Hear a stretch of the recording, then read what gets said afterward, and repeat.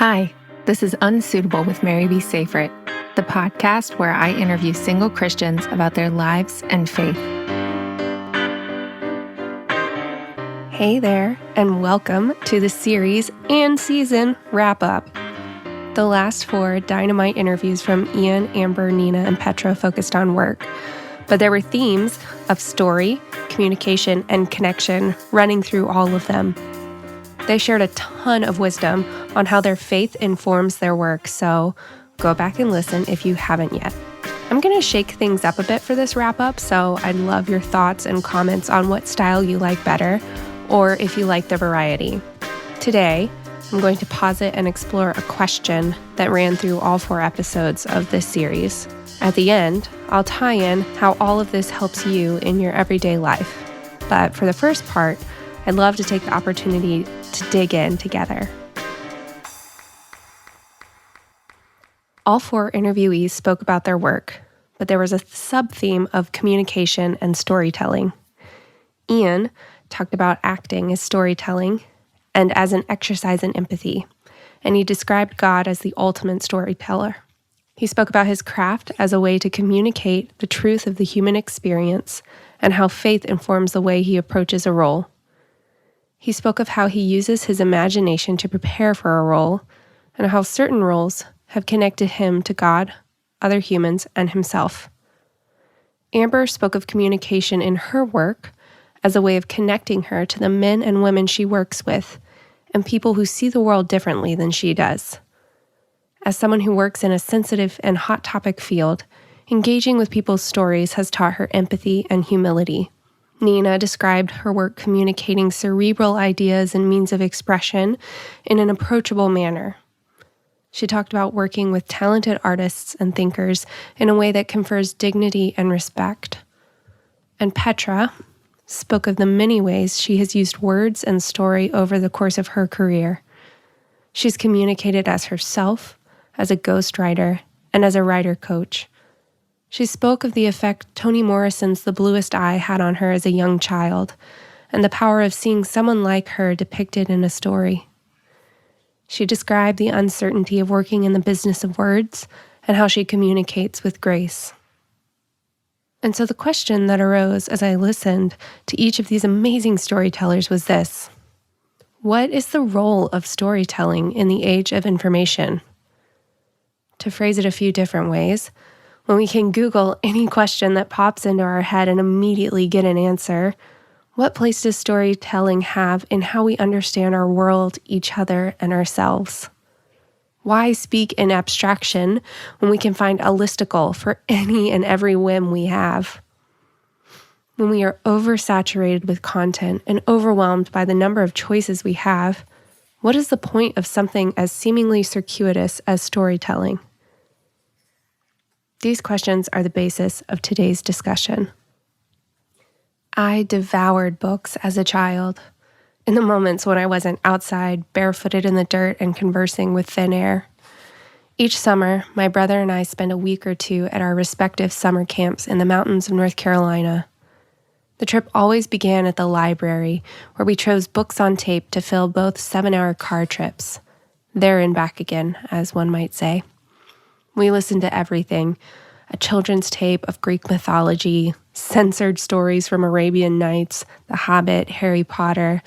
These stories were the only things that captured our attention completely enough to curtail the sibling squabbling our conversations inevitably devolved into. While we listened to many books, there were several I kept coming back to. I loved stories of adventure, mystery, and fantasy. I was riveted by the way an author could begin with a question or a scene, and then string along a series of events and bits of information to eventually reveal a completed picture, though I didn't think of it in those exact terms as a child. The craftsmanship of revelation mesmerized me as each author chose to give me pieces, deliberately pulling back specific parts of the curtain at precise moments, never too much to give the game away, nor too little to keep me interested. The series I truly grew up with was Harry Potter. I was 7 when my mom placed the first one in my hands, and 17 when the last one was released. I read and reread them, devoured the audiobooks, which were masterfully recorded by Jim Dale, listening to the stories virtually on repeat. Something about that story kept me coming back.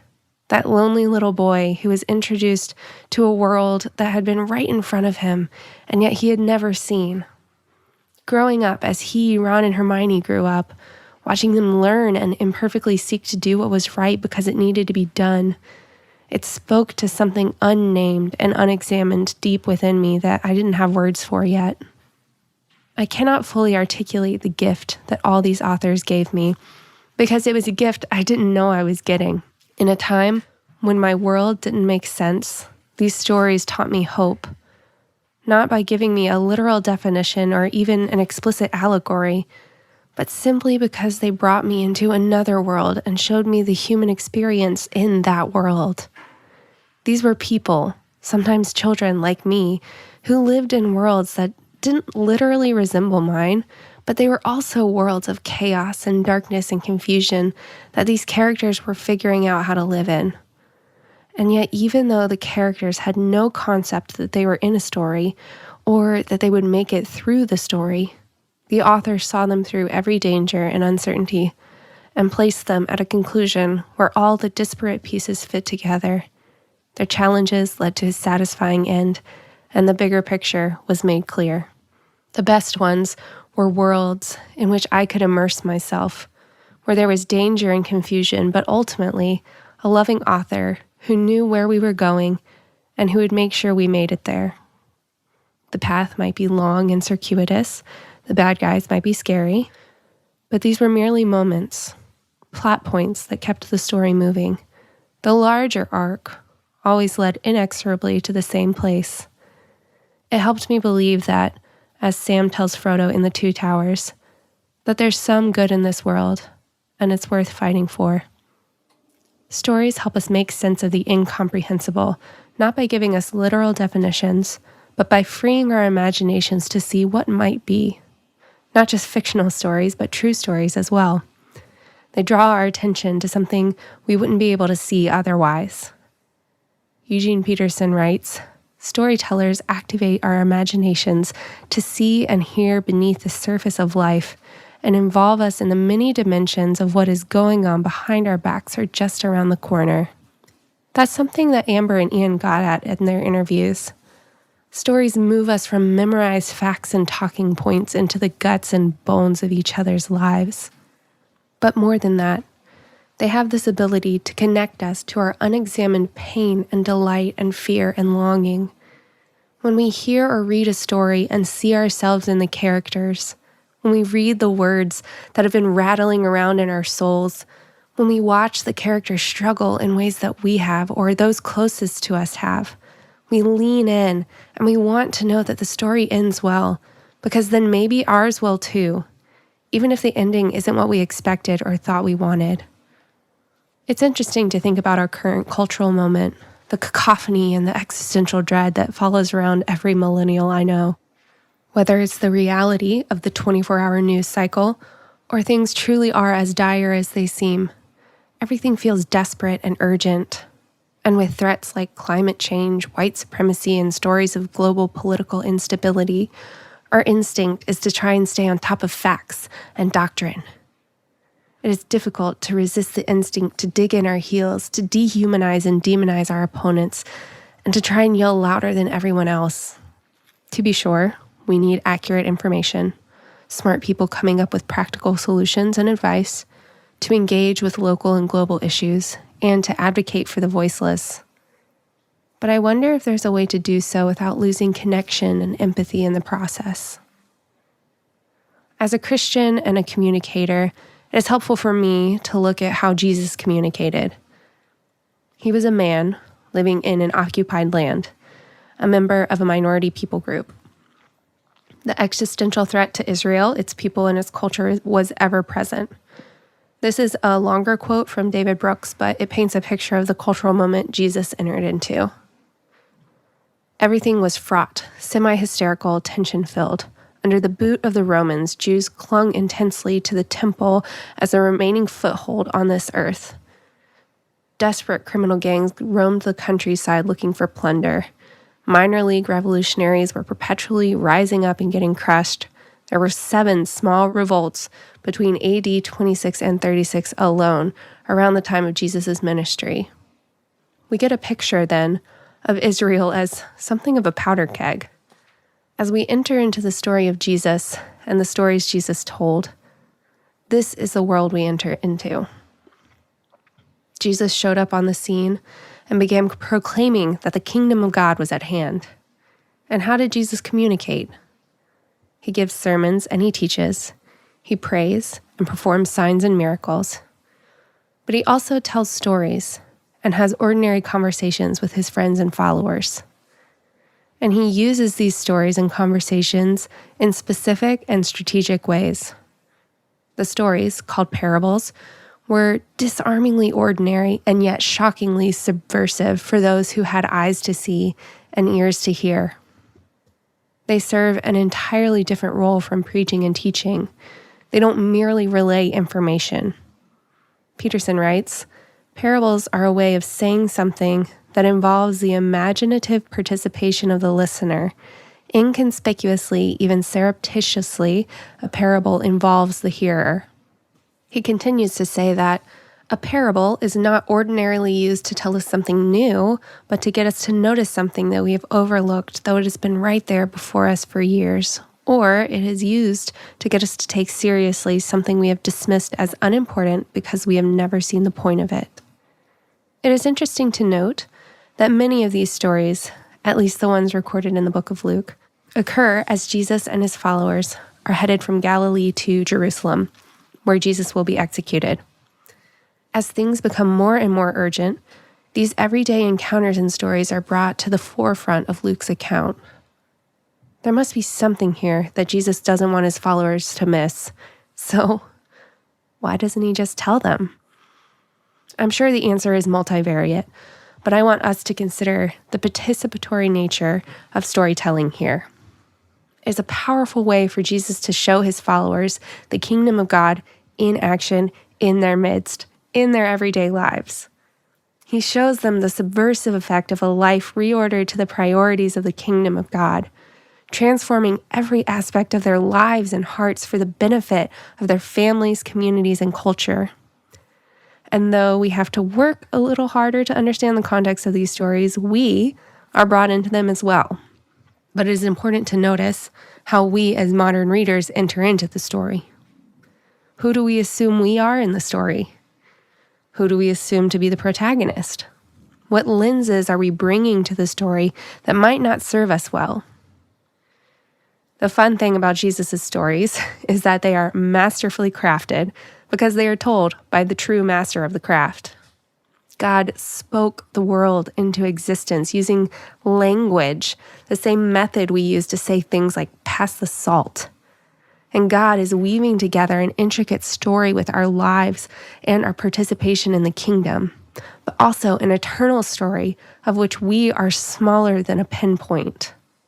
When we read well-written or hear well-told stories, they give us a glimpse of what we hope could be true, but in our daily lives may not dare to believe. Tolkien, specifically speaking about fantasy stories, writes, "In such stories, when the sudden turn comes, we get a piercing glimpse of joy and heart's desire that for a moment passes outside the frame, rends indeed the very web of story, and lets a gleam come through." Whether it's the latest bestseller or that same old tale your uncle tells every Christmas about the time he caught that impossibly large fish, stories always tell us more than the events and facts. They tell us what is important to the storyteller. They train our imaginations to engage in our lives and our world. They invite us in and connect us to each other. They take big cerebral ideas and translate them into the absurdity and pain and joy of our actual lives. The stories that live inside us are how we have learned the world works and our place in that world. And so it is also stories that have the power to rewrite the false narratives we've taken on and to speak to us in our most wounded and vulnerable places. Dr. Abe Cho wrote, "What wounded people need is an engagement with the imagination that enables them to experience Christ's love precisely in the place of their pain. The most healing stories for me operated on a level that I didn't understand at the time. Reading the final pages of the 7th Harry Potter book, I found myself crying for reasons I wouldn't understand for another decade. As I struggled to complete my undergraduate research project, a feat I was certain to be beyond my ability, I played the Lord of the Rings movies on repeat in the background as I worked, because they gave me that extra push and reminder to not give up, to keep going one step at a time. Recently, reading the parable of the prodigal son has begun to thoroughly piss me off because of narratives that have moved from the undercurrent part of my brain into my conscious awareness. And now, I read the story of Jesus as an adult, and I hear my friends, mentors, and pastors describe this story in their own words. A story that is everything it promises. A story that is absolutely real. And in the hearing and reading, God rewrites the stories I believe about him that might not be accurate or healthy, and teaches me to question where they came from. The ones that tell me that grace is a gift I'm not allowed to have, that he is kind and merciful to everyone else, but I'm held to a different standard. Slowly, these stories are replaced with freeing ones, and the reality that it is far better than I could have imagined. That God sees all the pain and the sin and the wounding, and he was there with me in all of it. That God does not demand what I owe and can never possibly repay, but invites me into the party, into his embrace, to participate in the personal and cosmic work of the kingdom already in progress. That there is grace sufficient for even me, and that it's okay to need it. That it is, in fact, far better than I could ask for or imagine. How would your life change if you were able to engage with your story in this way? How would that ripple out into your relationships, into your community? We need better information and systems. We need more equitable policy and to hold each other accountable.